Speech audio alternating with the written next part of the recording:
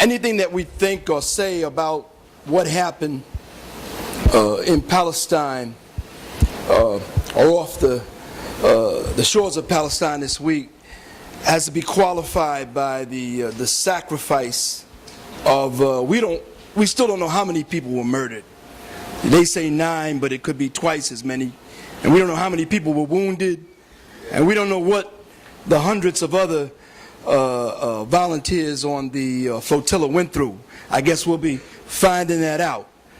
But that said, there's no doubt this is a devastating blow against the blockade of Gaza. Devastating. It's a tremendous victory for the Palestinian liberation struggle. And all of those, yes, clapping is appropriate. All of the demonstrations around the world, of course, it's mostly anger that you see and outrage, which is justifiable, palpable, and we're in solidarity with that. But it's also informed by a sense that this is a breakthrough, and it is. It's not only a big blow to the Zionist state, it's a big blow to U.S. imperialism. Big time. Big time. The Pentagon's brilliant intellectual General Petraeus, whose wisdom and insight was so helpful, they think, for them in Iraq and now in Afghanistan. About a year ago, he began preparing a classified memo. And it became clear, it got out, I think, a few months ago, 3 or 4 months ago. And this was the essence of it.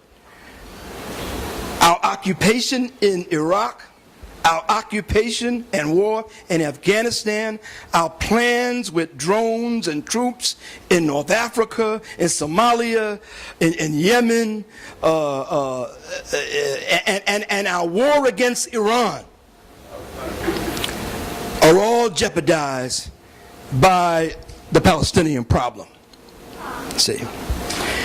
Because the masses of the region are 1,000% with the Palestinians, and tired of it, and impatient, and angry. And as long as that's the case, our troops will never be, our occupation troops will never be safe. And so we got to do something.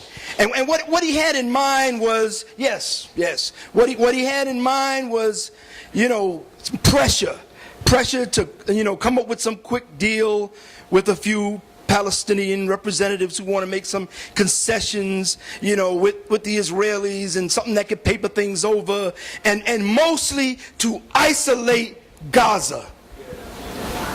Do it quick, because Gaza is what's hot. And the blockade of Gaza is the thing right now that is enraging everyone. Well, it just blew up in their face. It's a vindication.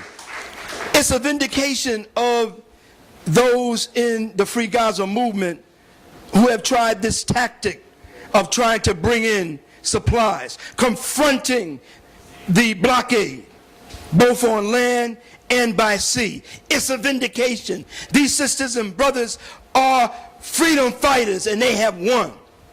They have won. And I will tell you that in the Pentagon, in the National Security Council, in the State Department, they are going around like, oh, wow, what are we going to, oh, no, what are we, they are definitely, in bad shape over this. Because what will it do? Let me just end on this point, because there's a lesson in this for the anti-war movement here.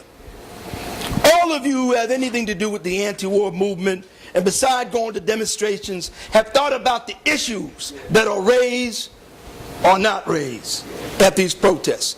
You know that for decades, the question of raising the end of the occupation of Palestine, Palestine liberation, and the connection between U.S. imperialism and the Zionist regime has been controversial. And we have had to fight to get it raised at a meeting or at a rally. Well, now it's clear. Now it's clear. You see, and it must be said and it must be understood henceforth that if you take the position somehow that we can only broaden the movement by, don't say anything about Palestine, you are enabling U.S. imperialism. You're a U.S. imperialist occupation enabler. Get with the program. Palestine is central. It's not peripheral. They know it. Talk to Petraeus. It's central to the anti-war and anti-imperialist struggle. And also another lesson, we can demonstrate and it's good and it's necessary, but those sisters and brothers threw down. They forced a confrontation and they busted it open. Now every time there's a caravan, don't worry about it. It'll get attention from the worldwide bourgeois media because of what these sisters and brothers did. It's all broken up. It's a new game now. It's a sea change. Now is not the time to back up. Now is the time to push forward. And let's do it. Thank you.